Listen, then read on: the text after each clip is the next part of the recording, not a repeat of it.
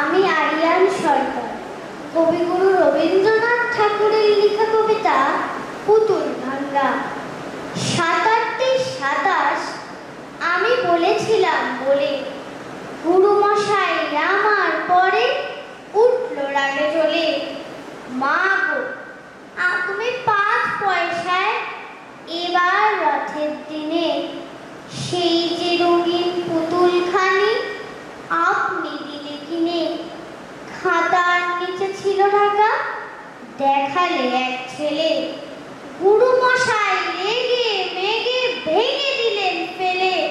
বললেন, তোর দিন রাত্রি কেবল যত খেলা, একটুও তোর মন বসে না পড়াশোনার বেলা।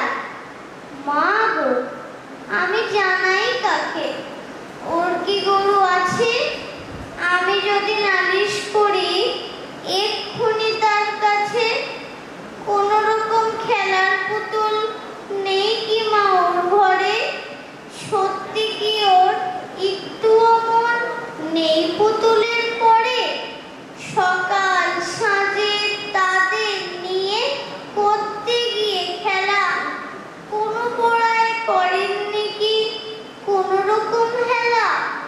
ওর যদি সেই পুতুল নিয়ে ভাঙেন কেহ রাগে, বল দেখি মা ওর মনে তা কেমন তর লাগে?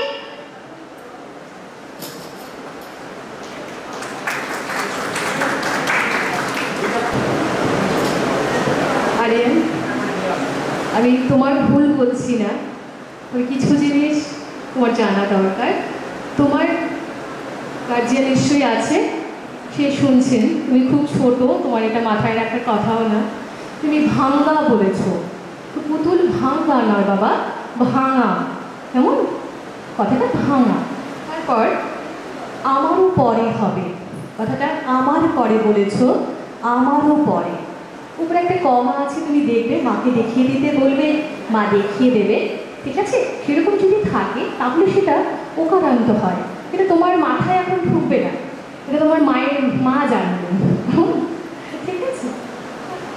তাছাড়া তুমি ভালো বলেছ। আসো।